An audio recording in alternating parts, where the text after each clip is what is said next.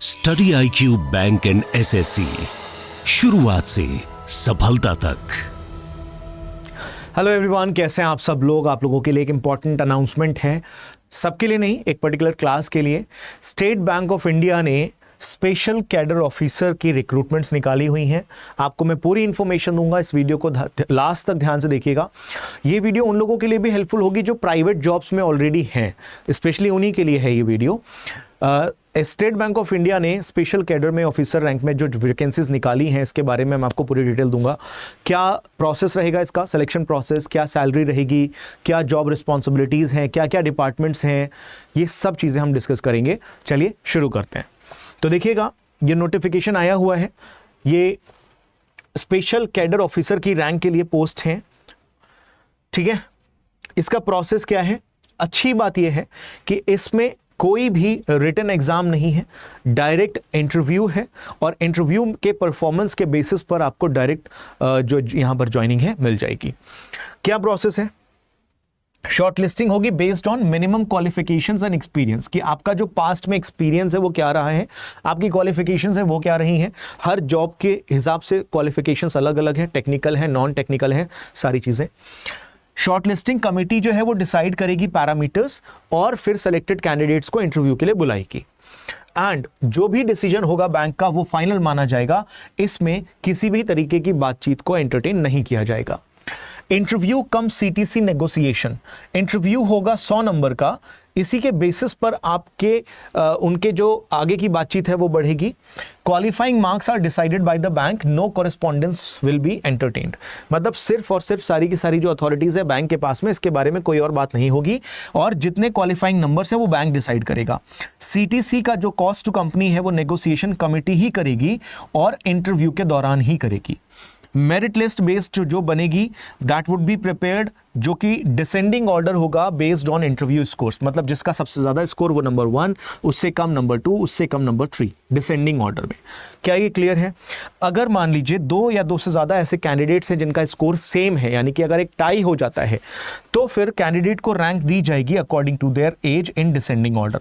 मतलब जिस कैंडिडेट की एज सबसे ज्यादा है उसे सबसे पहले मौका दिया जाएगा, फिर उससे कम, फिर उससे कम। समझ में आ गया होगा आपको प्रोसेस। अब बात करते हैं सैलरी की। तो सैलरी जो कैप है बड़ी इंटरेस्टिंग है, अलग अलग लेवल पे है। SMGSV क्या है अभी बात करेंगे इसमें। डिप्यूटी वाइस प्रेसिडेंट की लगभग 45 लाख रुपए की अपर कैप है, 45 लाख रुपए पर एनम की अपर कैप है, मतलब इस लेवल तक आप आ सकते हो। असिस्टेंट वाइस प्रेसिडेंट की जो जॉब है उसमें 35 लाख रुपए का सैलरी है अपर कैप, और सीनियर स्पेशल एग्जीक्यूटिव का 29 लाख रुपए तक की सैलरी है, मतलब लगभग 2.5 लाख रुपए जो है महीने की सैलरी है। और ये अपर रैंक है, लेकिन आपका जो नेगोशिएशन होगा, आपको जो ग्रोथ मिलेगी वो आपके करंट CTC पर मिलेगी। तो आपकी अभी की सैलरी कितनी है इस बात पर निर्भर करता है कि आप कितना हाइक ले सकते हो। पहली बात तो ये हो गई, करंट CTC आपका कितना है। मान लीजिए आपका 20 लाख का CTC अभी है, तो आप उस पर 20-30% जैसा भी होगा वो आपका नेगोशिएशन होगा इंटरव्यू में। आगे बात करेंगे वैकेंसीज कितनी है। वैकेंसीज अभी जो दी गई हैं नोटिफिकेशन में वो वेरी करती हैं, प्रोविजनल है, कम ज़्यादा हो सकती हैं।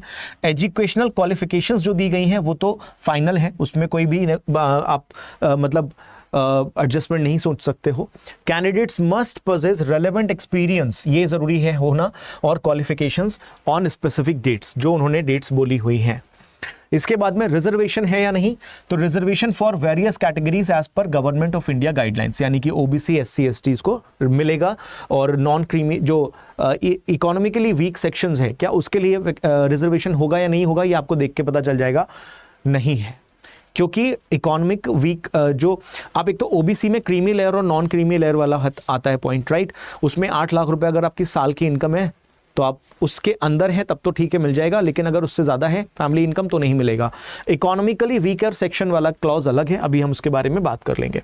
टेंटेटिव है और सब्जेक्टेड टू फर्दर डायरेक्टिव्स, ठीक है।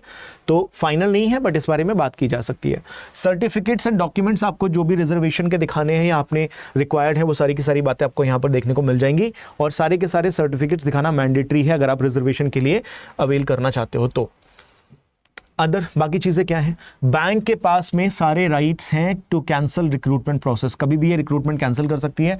Maximum age is indicated for general category candidates, आपको अभी जो इस नोटिफिकेशन में मैक्सिमम एज मिलेगी वो जनरल कैंडिडेट्स के लिए है। रिलैक्सेशन की आपको एज पर गवर्नमेंट रिलैक्सेशंस मिल जाएंगे। अब मेरिट लिस्ट का जो सिलेक्शन है वो कैसे होगा, merit list is prepared based on interview scores in descending order, जो हम बात ऑलरेडी कर चुके हैं। शॉर्ट लिस्टिंग एंड इंटरव्यू का जो प्रोसेस है वो क्या होगा, just fulfilling minimum qualification and experience does not guarantee interview call. भाई बैंक वालों ने जो भी क्राइटेरिया निकाला है, अगर आपकी प्रोफाइल से वो क्राइटेरिया मैच हो रहा है, इसका मतलब ये नहीं है कि आपको कॉल आ ही जाएगी। अगर 1000 लोगों ने अप्लाई किया मान लेते हैं, तो 1000 में से जो टॉप के 100 होंगे उन्हीं को बुलाया जाएगा। मैं एक एग्जांपल दे रहा हूं क्योंकि हमेशा 10% का ही होता है। शॉर्टलिस्टिंग कमेटी डिसाइड करेगी पैरामीटर्स और शॉर्टलिस्ट कैंडिडेट्स को करेगी, ठीक है। Bank decides adequate number of candidates, सारी की सारी कहानी जो है बैंक पर ही है कि कितने लोगों को बुलाना है, कितना क्या करना है, सब बैंक के पास है राइट्स, तो आप इसमें कुछ नहीं कर सकते। अब बात कर लेते हैं कि जो पोस्टिंग है और रिक्वायरमेंट्स है उसके लिए क्या क्या है। तो जॉब पोस्टिंग्स क्या क्या है, पहला है deputy vice president in IT department architect के लिए। तो इसके लिए जो एसेंशियल क्वालिफिकेशन है वो बीई या फिर बीटेक होना जरूरी है, या फिर एमसीए, एमटेक या एमएससी होना जरूरी है, ठीक है। प्रेफर्ड सर्टिफिकेशंस आपको अगर टोगैफ का या जैकमैन का है, ये आईटी फील्ड के सर्टिफिकेशंस हैं, अगर आपके पास है तो बहुत ही अच्छी बात है। जैसे कि अगर आप यूपी गवर्नमेंट की कोई जॉब के लिए अप्लाई करते हो तो ट्रिपल सी या फिर डॉइक का चाहिए होता है, उसी तरीके से ये भी सर्टिफिकेट्स हैं। वर्क एक्सपीरियंस मांगा है 10 साल का आईटी इंडस्ट्री में या फिर बीएफएसआई में, 10 साल मैंडेटरी है। और स्पेसिफिक स्किल्स आपके सामने दी हुई हैं कि एंटरप्राइज आर्किटेक्चर, डिजाइन, एपीआईज, ये सारे के सारे टेक्निकल फील्ड्स के टर्म्स हैं, तो आप देख लीजिएगा इसको। Deputy vice president platform owner, इसके लिए बीई या बीटेक होना जरूरी है, या फिर बीए हो, बीसीए हो, बीबीए डिजिटल मार्केटिंग में है तो आप इसके लिए अप्लाई कर सकते हो।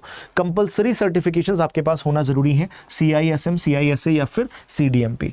वर्क एक्सपीरियंस आईटी इंडस्ट्री में 10 साल या फिर बीएफएसआई में 10 साल। और हाँ, ये जो आपके पास एक्सपीरियंस है, किसी भी प्राइवेट कंपनी का एक्सपीरियंस यहाँ पर वैलिड होगा, ठीक है। स्किल्स क्या चाहिए होंगे, digital marketing, technical concepts, project management, ये सारी चीजें चाहिए होंगी। असिस्टेंट वाइस प्रेसिडेंट की पोस्ट है जो कि आर्किटेक्ट के लिए ही है, इसमें भी बीई या बीटेक चाहिए, एमसीए, एमटेक या एमएससी चाहिए, सारे के सारे सेम सर्टिफिकेशंस हैं।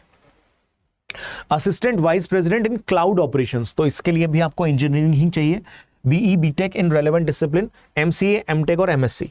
कंपलसरी सर्टिफिकेशंस आपके लिए कौन से हैं, माइक्रोसॉफ्ट एज्योर, डेवऑप्स, एक है कुबरनेट्स, क्लाउड सिक्योरिटी, टोगैफ, पीएमपी, आईटीआईएल, ये कंपलसरी है, मैंडेटरी है।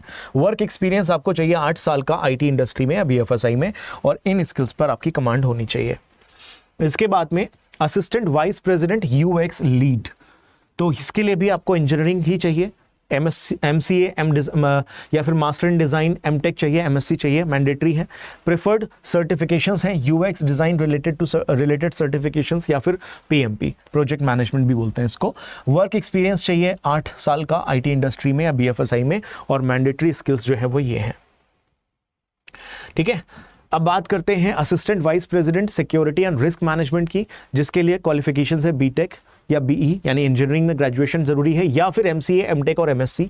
सीआईएसए का सर्टिफिकेशन जरूरी है, 8 साल आईटी इंडस्ट्री में आपको जॉब का एक्सपीरियंस चाहिए। और इसके अलावा 2-3 है, senior special executive cloud operations में 6 साल का एक्सपीरियंस चाहिए, आपके सामने सारी की सारी डिटेल्स लिखी हुई हैं। माइक्रोसॉफ्ट और AWS का सर्टिफिकेशन होना जरूरी है। तो आप ये देख लीजिएगा, ये पीडीएफ आपको टेलीग्राम पर मिल जाएगी, इस क्यूआर कोड को आप स्कैन कर लीजिएगा, आपको टेलीग्राम का लिंक मिल जाएगा, वहां पर आपको ये पीडीएफ मिल जाएगी। तो अब बात करते हैं इसमें सीनियर स्पेशल एग्जीक्यूटिव के बारे में, डेटा सेंटर एंड ऑपरेशंस के बारे में, ठीक है। तो एजुकेशन क्वालिफिकेशन है ग्रेजुएशन, इसमें भी आपको इंजीनियरिंग में ग्रेजुएशन चाहिए, एमसीए, एमटेक या एमई चाहिए। प्रेफर्ड सर्टिफिकेशंस है आईटीईएल, यूपीटीएमआई, ठीक है, सीडीसीपी या सीडीसीई, ये सारे के सारे आपको चाहिए। वर्क एक्सपीरियंस 6 साल का आईटी इंडस्ट्री या बीएफएसआई में। मैं आपको एक बार नोटिफिकेशन दिखा देता हूं, वहां से आपको ज्यादा क्लैरिटी मिल जाएगी। ये नोटिफिकेशन है और इसकी लास्ट डेट 24 तारीख तक है, ये ध्यान रखना। आप इसमें 24 सितंबर तक अप्लाई कर सकते हो, ये ध्यान रखेंगे आप सब लोग, ठीक है ना। 24 सितंबर इज द लास्ट डेट। मैं एक बार नोटिफिकेशन ही आपको दिखा देता हूं, ये इनका नोटिफिकेशन है। पोस्ट कितनी कितनी है ये भी मैं आपको बता देता हूं। डेफिनेटली थोड़ा सा टफ कंपटीशन होने वाला है। Deputy vice president IT architecture के लिए जनरल है, अनरिजर्व कैटेगरी में 2 पोस्ट हैं, टोटल 2 ही हैं। 31 मिनिमम, 45 एज है मैक्सिमम, तो मैक्सिमम एज का क्राइटेरिया है यहाँ पर 45 years. Deputy vice president platform owner के लिए आपको एक ही पोस्ट है। इसके अलावा assistant vice president cloud operations के लिए और लीड के लिए यहाँ पर आपको दिखाई देंगी टोटल 27 पोस्ट। इसमें एक ही पोस्ट है। 29 से लेकर 42 ईयर्स तक का एज मांगा गया है। तो ये नोटिफिकेशन भी मैं आपको टेलीग्राम ग्रुप पे दे दूंगा, ठीक है। यहाँ तक की आपको क्लैरिटी मिल गई होगी। देखो ये जॉब उन लोगों के लिए है जो ऑलरेडी जॉब में है प्राइवेट सेक्टर में और स्विच करना चाहते हैं। लेकिन हाँ, इसमें एक इंपॉर्टेंट बात और है, ये भी मैं आपको थोड़ी सी देर में बताऊंगा। Next, senior specialist executive IT architecture, senior specialist executive cloud operations, ये यहां पर आपको दिखेंगी 16 पोस्ट और यहां पे दिखेंगी 2 post. Senior special executive cloud security में एक ही पोस्ट है। Senior special executive data centre operations में 2 पोस्ट हैं, ठीक है। Senior special executive procurement analyst में 4 पोस्ट हैं। तो टोटल 58 पोस्ट हैं आपके पास में। और यहां पर आप कैटेगरी वाइज अगर देखोगे तो रिजर्वेशन के हिसाब से भी आपको पोस्ट दिखाई दे रही हैं। टोटल अनरिजर्व कैटेगरी के लिए 58 है। इसके अलावा टोटल पोस्ट 58 है, जिसमें अनरिजर्व कैटेगरी में 35, ईडब्ल्यूएस में 3, ओबीसी में 11, एससी एसटी में 6 और 3 है रिस्पेक्टिवली, ठीक है। आगे देख लेते हैं। इस नोटिफिकेशन में आपको सारी डिटेल्स मिल जाएंगी। हाँ, एक चीज जो मैं आपको बताना भूल गया वो ये कि ये जो सारी की सारी जॉब्स हैं ये एडहॉक बेसिस पे है, मतलब ये 5 ईयर्स के लिए कॉन्ट्रैक्ट पे हैं।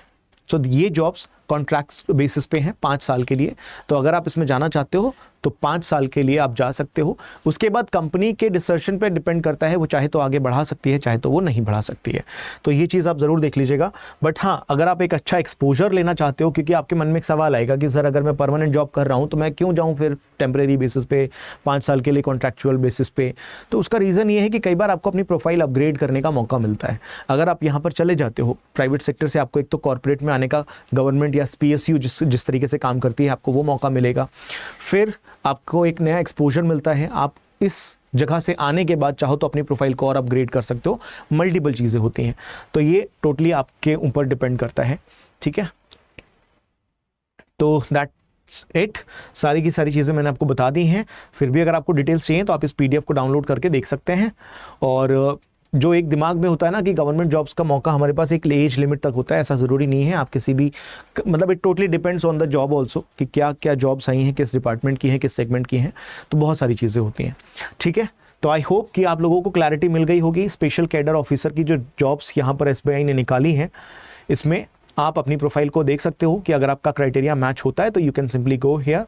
एंड बेस्ट पार्ट इज कि आपको सिर्फ इंटरव्यू देना है। इंटरव्यू अगर आपका क्वालिफाई हो गया तो आप डायरेक्टली ज्वाइनिंग आपका जो है बैंक की टर्म्स पे कर सकते हैं। तो दैट्स इट, अभी के लिए बस इतना ही। बाकी special bank state bank of India में जो स्पेशल ऑफिसर की पोस्ट्स हैं, IBPS SO का नोटिफिकेशन आने वाला है, ठीक है। स्टेट बैंक ऑफ इंडिया में PO का पेपर भी आने वाला है और क्लर्क का पेपर भी आने वाला है। आप अगले 10-8 दिनों के अंदर ही देख लेंगे नोटिफिकेशंस। और अगर आप किसी भी एग्जाम की तैयारी कर रहे हो, जिसमें अगर आप किसी भी बैंकिंग एग्जाम की तैयारी कर रहे हो, तो आप स्टडी IQ के कोर्सेज को एनरोल कर सकते हो। IBPS SO बैच 4 ऑलरेडी आ चुका है। इसकी क्लासेस 16 तारीख से शुरू होंगी, तो अभी आपके पास समय है। अगर आप 16 तारीख से पहले एनरोल करते हो, और अभी क्योंकि स्टडी IQ अपना 10वां बर्थडे भी मना रहा है, 10वीं एनिवर्सरी, तो इस मौके पर एक्स्ट्रा 10% का डिस्काउंट मिल रहा है। अगर आप कूपन कोड यूज़ करते हैं अमन लाइव, तो आप एक्स्ट्रा 10% का डिस्काउंट अवेल कर सकते हैं हर कोर्स पे, ठीक है, हर कोर्स पे। एक है टारगेट बैच जो कि बैंक और SSC दोनों के एग्जाम सिलेबस को कवर करता है, यानी अगर आप इस बैच में एनरोल करते हो तो आप आगे चल के दोनों में से किसी भी एग्जाम को दे सकते हो, आपकी तैयारी पूरी होगी। इसके अलावा आप अगर टारगेट कर रहे हो स्टेट बैंक ऑफ इंडिया पर, तो स्टेट बैंक ऑफ इंडिया का P2I बैच चल रहा है, जिसमें हम प्रीलिम्स से लेकर इंटरव्यू तक सारी प्रिपरेशन कराते हैं। और ये बैच 2 है। 4 सितंबर को एडमिशन्स इसके क्लोज हो गए थे, लेकिन हम भी फिर से डेट्स बढ़ा दी गई हैं, तो आप इस हफ्ते एनरोल कर सकते हो। और अगर आप SBI क्लर्क की इच्छा रखते हैं कि भाई मुझे इसी लेवल पे जाना है, तो ये बैच 16 तारीख से शुरू हो रहा है। SBI PO का बैच भी 16 तारीख से शुरू हो रहा है, आप एनरोल कर सकते हो। कोई भी बैच अगर आप एनरोल कर रहे हैं तो आप कूपन कोड एक ही लगाइएगा, मैक्सिमम डिस्काउंट आपको मिलेगा, and that is Aman live. ठीक है, अमन लाइव इस कूपन कोड के साथ आप जा सकते हैं फॉर मैक्सिमम डिस्काउंट। प्रोसेस क्या करना है, बड़ा सिंपल है।